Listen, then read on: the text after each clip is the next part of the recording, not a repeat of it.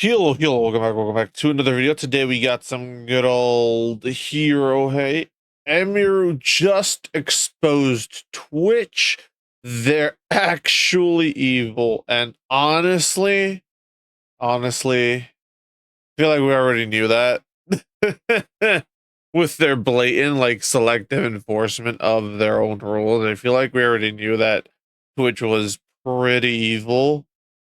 But it's finally nice to have some actual proof, behind the claims that Twitch is evil. Have some actual ground to stand on, have an actual foundation to the claims.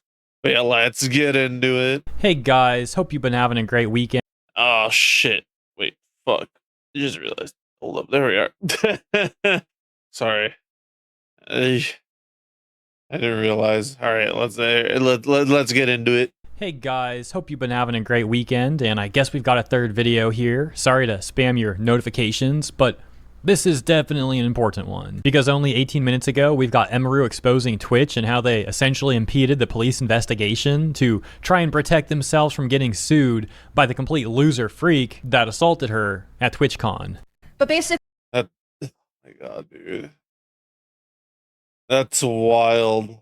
That's genuinely wild. So the post here, it's from r/livestream fails, and it says Emuri states that Twitch tried to make sure that they didn't get sued, which didn't let the police work right away towards the suspect. That's wild. Who would sue you? Genuinely, who would sue you in this scenario? The guy who assaulted Emuri?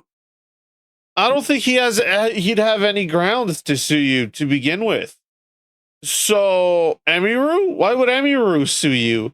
If you actually, stop the guy or let the police do their job and like apologize to Emuri and be like, oh, we're sorry this happened, it won't ever happen again.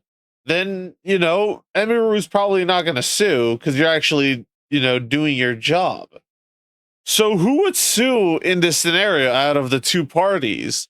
The guilty party would lose regardless, and Emuri is the victim here. The only way she sues is if you don't do anything.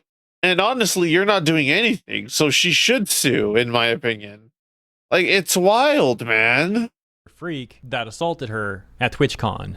but basically, they were, Twitch was trying to make sure that the guy that assaulted me didn't sue them, which meant that the police were not able to work on the case right away. So, yeah. That's wild. Bro, Twitch genuinely just loves defending the wrong people, huh? Genuinely. Like, they will always back the wrong people. Why are you worried / trying to defend the person who attacked Emuri? Why are you worried that they're going to do something against your company when they have no grounds to do anything against your company? And why are you then not letting Emuri or have actual proper protection by letting her security for personal detail go with her, or by letting the police, do their job properly? Why are you getting in the way?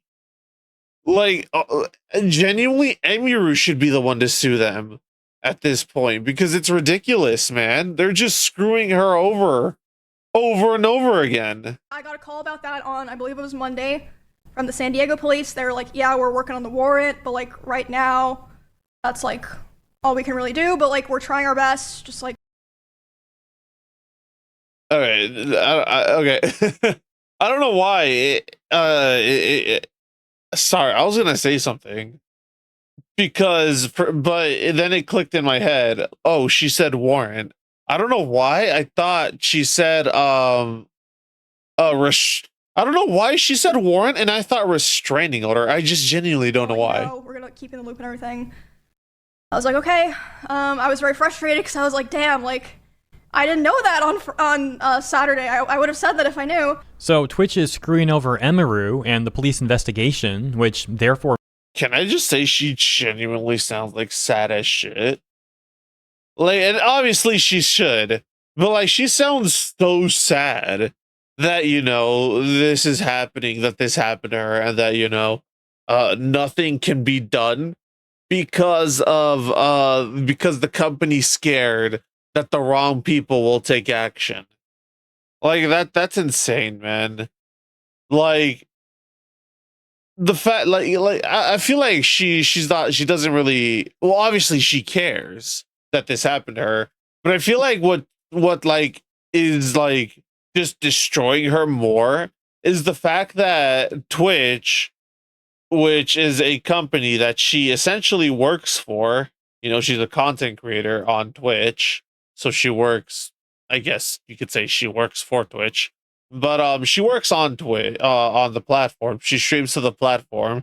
They say that, you know, they promise you that you're gonna be safe. They promise you great security, top notch security.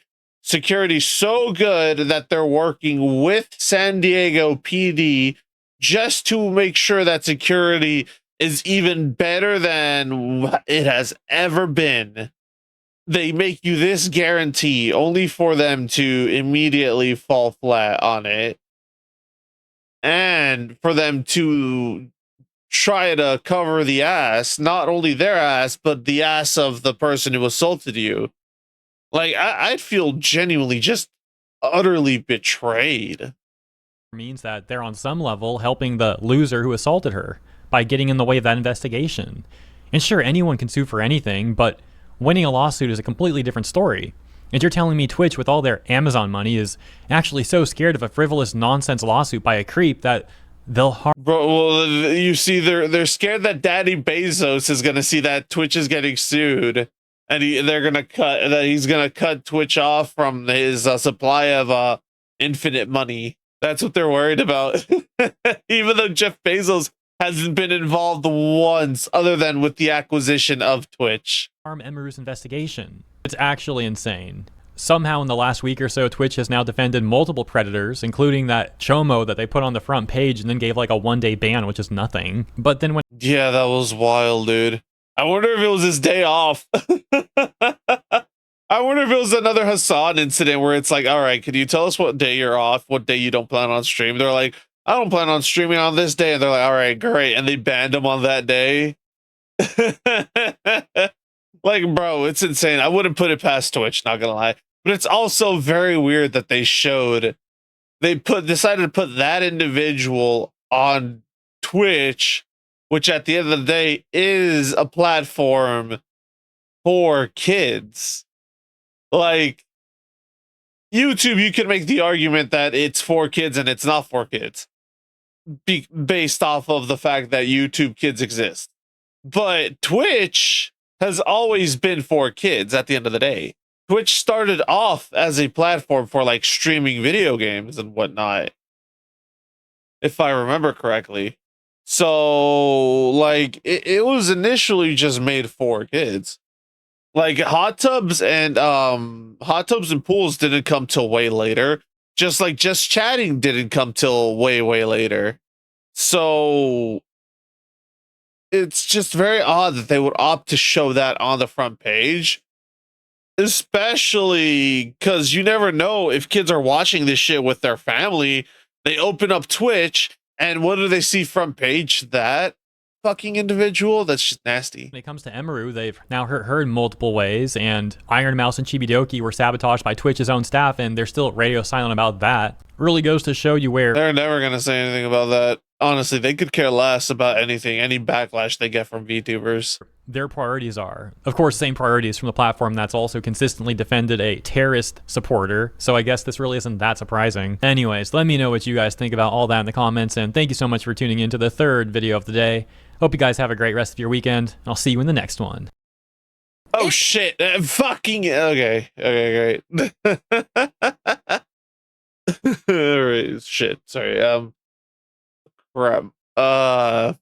Honestly, I'm not surprised. Genuinely, that Twitch is opting to side with, you know, the person who attacked Emuru as opposed to, you know, the creator that they invited over and promised would be safe and have, you know, a pretty decent, you know, security detail. I'm not surprised that they're not choosing to side with the victim and side with the attacker instead, given who they've decided to align with. And since honestly, it also sucks ass because I can guarantee you, if Emuru was, you know, someone who adhered to Twitch's politics, I can guarantee you that they would 100% be doing something about it. They would be investigating this instantly. If Emuru was Denims, for example, they'd be on this like fucking white on rice, which is pretty sad and pathetic. And it's also sad and pathetic that they're, instead of helping with the investigation, impeding the investigation. Like, that's also pretty dumb, if you ask me. Like, what would even be the lawsuit in that with helping the police with the investigation of you assaulting a creator that they invited, when there's proof of you assaulting the creator? How would that lawsuit even go is my question. I feel like they're just using a lawsuit. They're just saying that, you know, oh, we're scared we might get sued, so we're not doing anything, as a cover to not actually have to actively do anything. I feel like that's my little conspiracy theory right there, is that they're using the threat of like, oh, we're scared that someone might sue us if we do something about this, as a cover for them to actually be like, well, we don't actually care for Emuru. You know, she's not exactly one of our favorites, so we're actually gonna impede this investigation in whatever way we can. I really genuinely wouldn't put it like past Twitch, not gonna lie. But yeah, if you enjoyed the video, like, comment, subscribe, and all that YouTube jazz.